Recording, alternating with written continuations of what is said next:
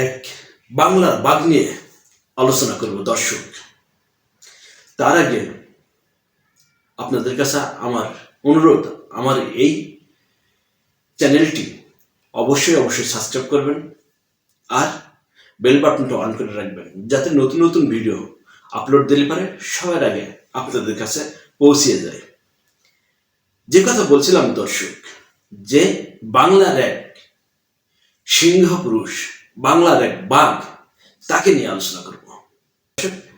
এই আলোচনার আগে বিএনপি নিয়ে কথা বলি। বিএনপি নিয়ে কথা বললে পারে এই যে বাংলার বাঘ, সে এর ভিতরে এসে হাজির হয়ে যাবে। বিএনপি 4 দলীয় জোট সরকারের সময় এই সরকারটিকে অস্থিতিশীল করার জন্য আওয়ামী লীগে এমন কোনো কাজ নাই যা করিনি। যখন কোনো কিছু দিয়ে সে তার সফলতা পাচ্ছিল না, তখন সে সর্বোচ্চভাবে সে শেখ হাসিনার যে 21শে আগস্ট গ্রেনেড হামলার সেই নাটক মঞ্চায়িত করেছিল। সেই মঞ্চায়িত নাটক করে সেখানে 22 জন মানুষকে হত্যা করে।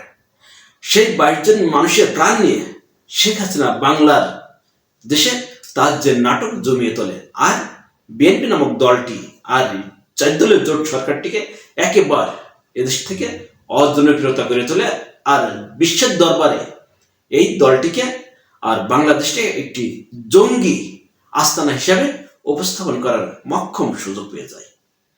দর্শক, 4 দলীয় জোট সরকার তাদের তদন্ত করতে গিয়ে ঠিক পথে তাদের এই তদন্তের পথ পরিচালিত হচ্ছিল,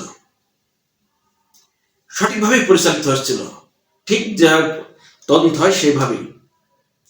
যখন এটা পরিচালিত হতে গিয়ে সেখানে আওয়ামী লীগের অপকর্ম, ভারতের অপকর্ম যখন চলে আসে, আওয়ামী লীগ এবং ভারত তাদের অপকর্ম এদেশের মানুষ জানিয়ে যাবে বা জনগণের কাছে উন্মোচন হয়ে যাবে, এই অবস্থা যখন তৈরি হয়, তখন এগিয়ে আসে কে?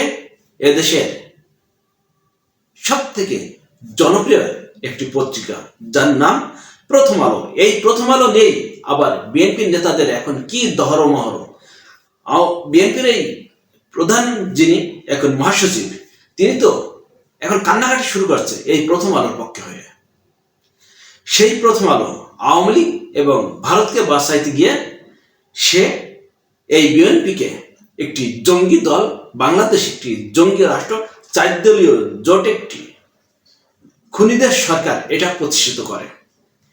শীর্ষ সন্ত্রাসীদের একজন সন্ত্রাসী যে জজ মিয়া, সেই জজ মিয়া যে শীর্ষ সন্ত্রাসীদেরই একজন ছিল, সেটাকে এই প্রথম আলো একেবারে তার কি বলে, যেটা লিপস্টিক লাগাই, তার মেকআপ লাগাই, সেটাকে একজন ভালো মানুষ হিসেবে উপস্থাপন করে। এটা দেশ বিদেশে প্রচার করে এরা দেশের মানুষকে একেবারে বুঝাই দেয় একজন নিরীহ সৎ মানুষ। এই জজ মিয়া এই নাটকটা বিএনপি সাজায়, 4 দলীয় জোট সরকার এটা সাজায়, অথচ এটা নাটক ছিল না। এই ঘটনাটা একেবারে বাস্তব ছিল এবং সত্য ছিল,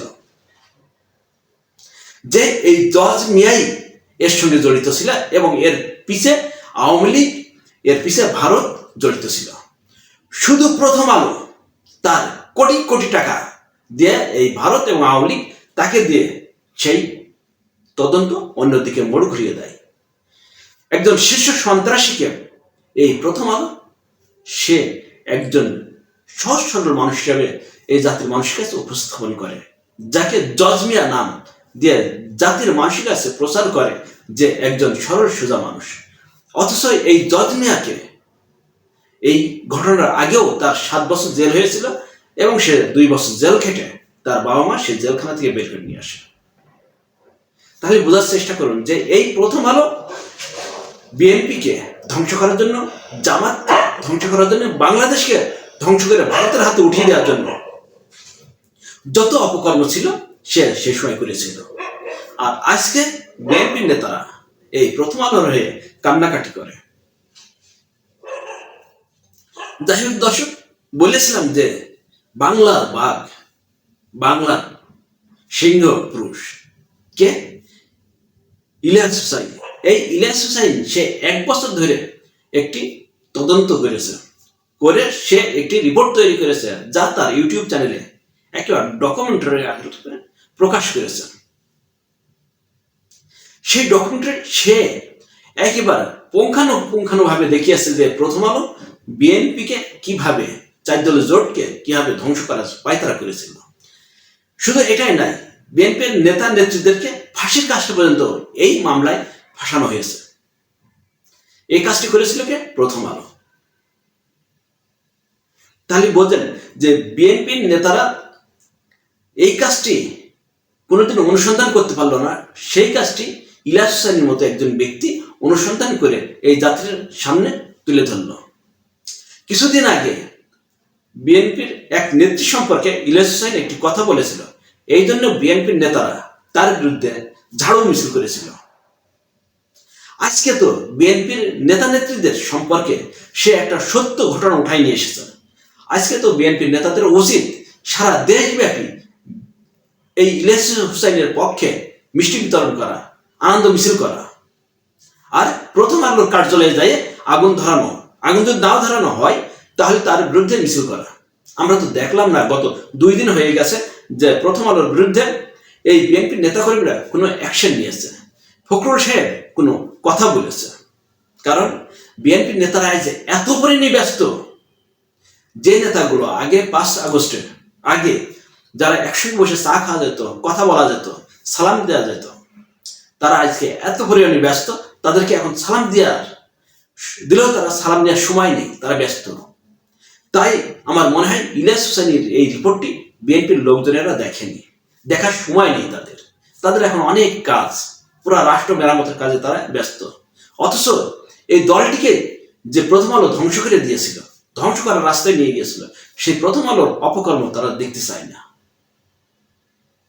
যাই হোক দর্শক, যদি বিএনপির লোকজন এই খালেদা জিয়াকে ভালোবাসে, তারেক জিয়াকে ভালোবাসে, বিএনপি নামক দলটিকে ভালোবাসে, তাহলে অবশ্যই তারা প্রথম আলোর বিরুদ্ধে প্রতিটি জেলায় জেলায় মামলা করবে।